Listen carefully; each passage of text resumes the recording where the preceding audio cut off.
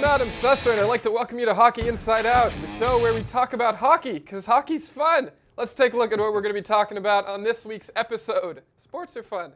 Number one, at the beginning of the week, the Habs took down the no excuses sign in the locker room, hoping that no one would notice. But we noticed. We made a whole segment on it. It's great.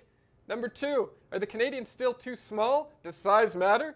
Number three, do we want our stars playing in the World Cup, or is it too risky? And number four, is the World Cup dumb? Does anyone even care about the World Cup? Let's meet our panel. She's a sports correspondent at the CBC, and she was a regular panelist on this show all throughout last year. She walked into the studio today with blood already dripping down her face. I said, Andie, well, let's keep the bloodlust for the show. She said, you better watch your back, Adam Susser. I'm coming to get you. Andie Bennett, ladies and gentlemen. This man inspired the feature film Anchorman from his time at MTL Blog. He is currently a co-host on Bell's What's Up Montreal, as well as a regular entertainment panelist at CTV. I hold a special place in my heart for this man, Alex Melki. And this guy. Still haven't really figured out what his role is here at the Gazette. Brendan Kelly. Remember when the Habs were so confident and everyone had such high expectations of the team that they put up a sign in the locker room that read, "No excuses," and paraded it around to the media as their own collective mantra? And for a while it worked. And then Carey Price got injured. And then Brendan Gallagher got injured. And then the whole team had a collective meltdown. Which brings us to present day, when Habs management recently decided to take down the no excuses sign, and I'm sure they desperately hoped that no one would notice, but everyone noticed. By taking down the sign, the team made the statement that this year, excuses are not only permitted, but are probably to be expected. Although admittedly minor and definitely comical, I'll say that this is the first teeny tiny mistake that the Habs made of the season. And the whole thing kind of reminds me of a Jackie Mason sketch. Can you just picture Bergevin trying to explain this to the media? You know what? I thought about it. I talked it over with my wife. Talked it over with some of my colleagues. Michelle and I, we were in the foxhole. We were having a discussion over some Molsons. I said to Michelle, I said, you know what, Michelle? Considering what happened last year, with all the excuses, maybe we should take down the no excuses sign. Maybe replace it with the more accurate sign that says, excuses. There could be some excuses this year. Hopefully not as much as last year, but there'll probably be some excuses this year. And that, ladies and gentlemen, is why the Gazette hired me, because I know what the millennials are into these days. Jackie Mason is who all the kids are listening to on the radio, which I believe is the most popular form of media currently. Alex, is that correct? Yeah, definitely. Everybody, yes. All radio. That's right. That's how I choose to interpret the taking down of the no excuses sign. How do you choose to interpret that move by the Habs management?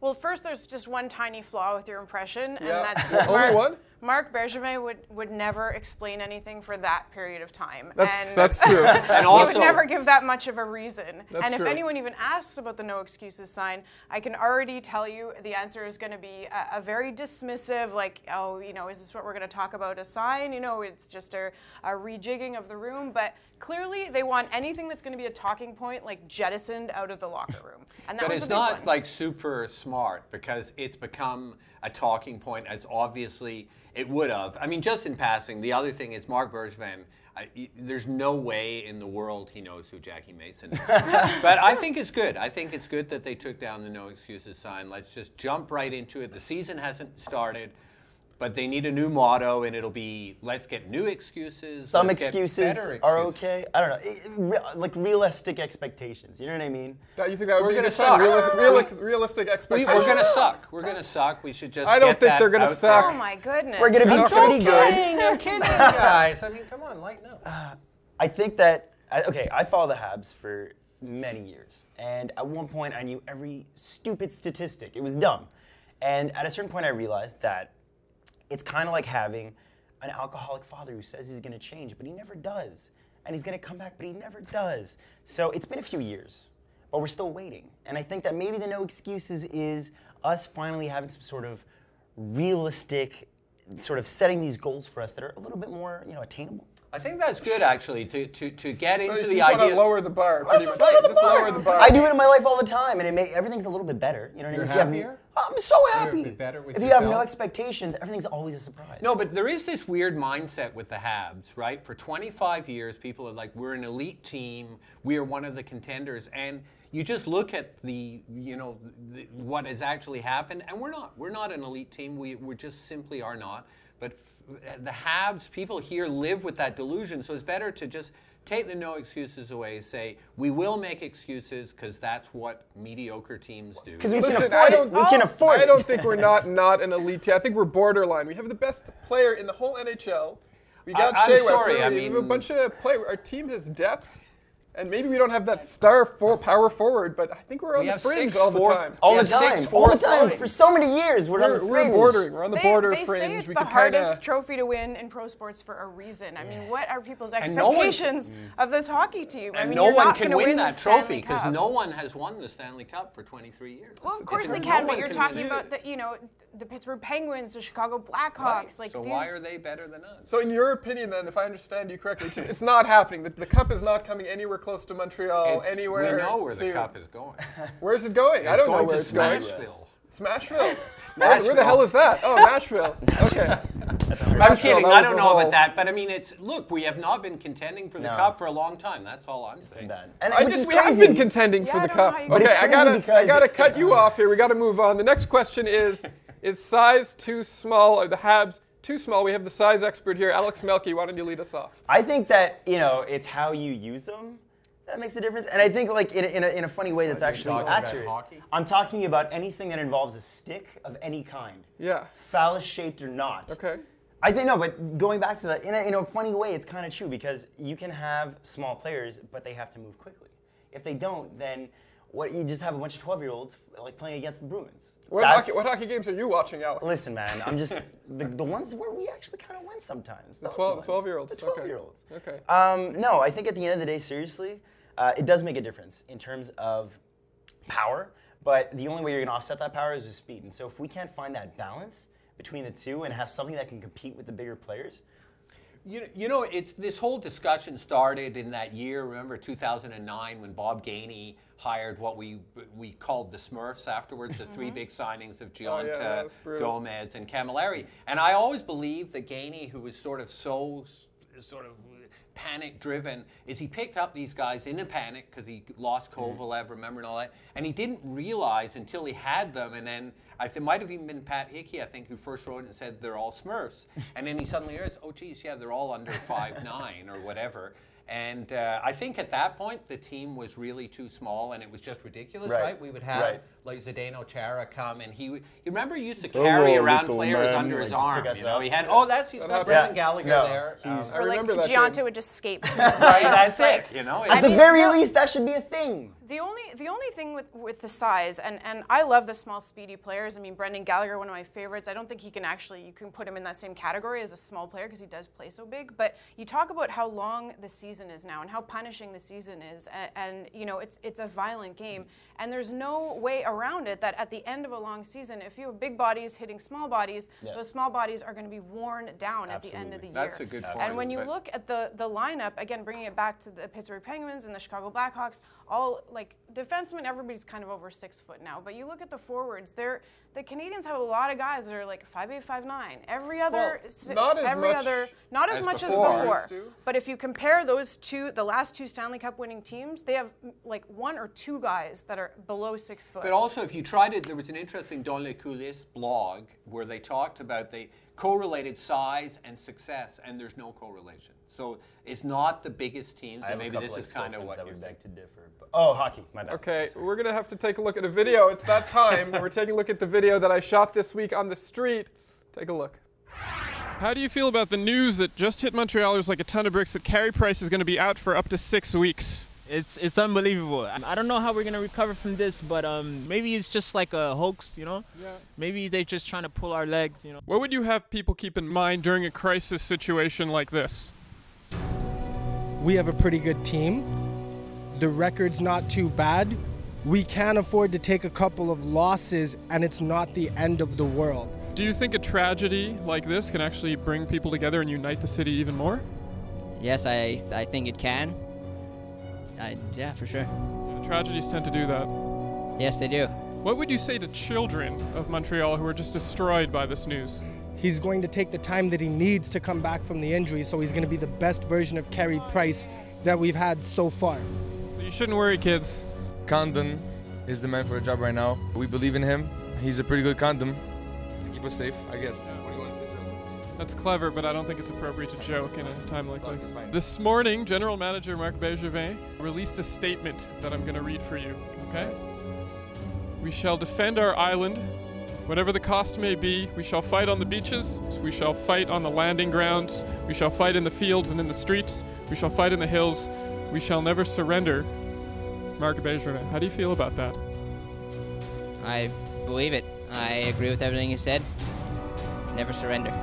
The city set up a toll-free hotline for anyone feeling on edge or depressed, or maybe, you know, like they're going to sort of go the extra mile and harm themselves or other people. Can you just say in your own words that if you're feeling like you're on edge or anxious or maybe suicidal, just call the number on your screen and not to worry? During a time like this, it's never a good thing to panic. If you are feeling a little overly anxious, a little bit depressed, possibly suicidal, just call the number at the bottom of the screen and somebody's there to help you. Just not to do anything rash. Don't do anything rash. Life has plenty of opportunities. This is what this is here for, to help you. With the World Cup of Hockey set to take place at the end of the month, only 2 weeks before the NHL regular season starts, hockey fans around the world, if they're anything like me, are probably asking themselves, why? Why are they even having a World Cup? What if my favorite player gets injured? Oh, how sad I'll be. How sad I'll be if that happens. The Habs are trying to rebound from a disastrous season, and their captain, 2 assistant captains, and arguably their unofficial real captain, who's coming off a major injury, are all going to be playing in Toronto while the rest of the team gets ready for this season. Is the whole idea of the World Cup dumb? Is the NHL run by a bunch of dummies? Or is Gary Bettman as smart as he is loved? Do we want our stars playing in the World Cup every year, or is it really just too risky? I mean, it start with Carey Price. I mean, if I was Marc Bergevin, or Jeff Molson, I mean, that would be a nightmare to me. The guy hasn't played for whatever, 10 to nearly 12 months, and he's going to make his start out of nowhere at a very high-level competition. Crazy. It's Come their worst on. nightmare. What difference does it make? It's a year before the start, a week before the start of preseason. Like, if he's not ready on the 17th, you think he's going to be ready on the 25th or 26th, whenever? I mean, what difference does it make? I'm sure the guy's not like jumping off the couch into his goalie equipment. You know what I mean? No Like, Well, it depends how it just seriously means that these he people starts take his it, right? prep I mean, you're earlier. talking about it's supposed That's to be what the I'm best wondering. players, right, in the world. Well, supposedly. Supposedly, which is kind of crazy because you have the Olympics, so we already have that. I don't know why we need a second one. And also, this is like the last time they had one of these, there was no smartphone, so that's how long ago that was, which is weird because there's no consistency. Like, so where do you think the level's going to be? Like, somewhere between the All-Star game and, like, the NHL? not so I mean, many. is it...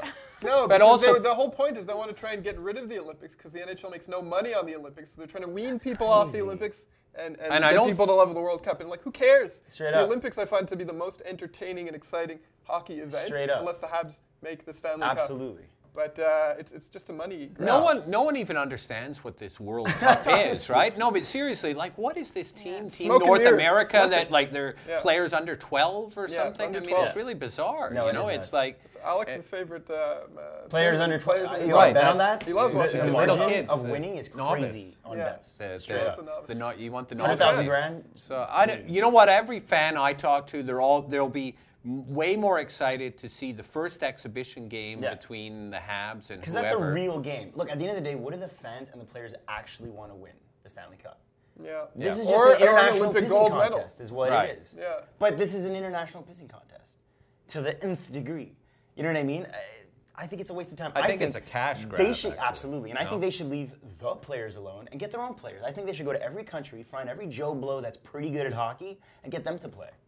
Well, that's what they want to make the Olympics, though. They want, or not they want, but the arguments can be made that the Olympics should be for the best There you amateur go. athletes. But then it's like they're not the best in the world. What fun is that? They don't do Well, that but with then it's a basketball bit in the weird summer. because then you have a mix of not non-professionals, but players at lower level leagues playing against the Yeah. absolute best players, which is the NHL players. And where do you draw the line? How do you just people who are in the NHL can't play in the Olympics? It's a little tricky. It just to seems regulate. there's no buzz about this World Cup. I was just reading at a all. thing that said, "Oh, surprisingly, the top contenders, Team USA and Team Canada." Wow. Because there's only been two so far, and one was the U.S. who won, and the other one was Canada who won. That's I it. don't Obviously, even the remember. top. No, I had to Europe's usually Wikipedia it. quite I didn't even know strong. this existed until 2 seconds ago.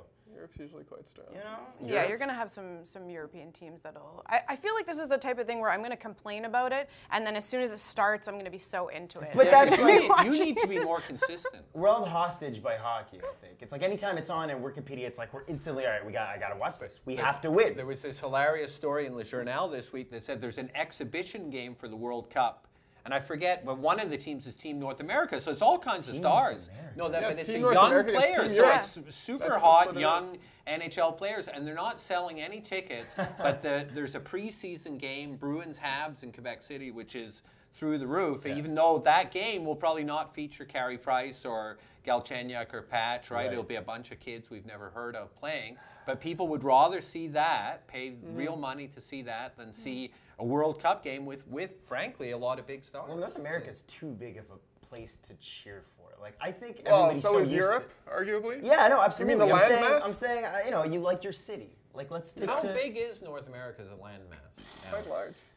5 trillion kilometers. Yeah, square. that's it. That's a scientific. Wow, it's I'm glad you've incredible. done You have yours. all that I'm stuff in actually your head. a geologist on my And you're a side. geologist. I didn't even know that. Sometimes. And You I bet learn on something 12-year-old new hockey. every day, and you love watching young people play hockey. I like to mix it up. What can I say? Okay. All right. Thanks for joining us for this week's edition of Hockey Inside Out. I'd especially like to thank our panel, Andie Bennett, Alex Melki, and Brendan Kelly for being with us. Follow us on all our social media feeds for up-to-date Habs and hockey news, and leave comments in the comment section below because we want to hear what you think about the issues we discussed today. I'm Adam Susser. Goodbye.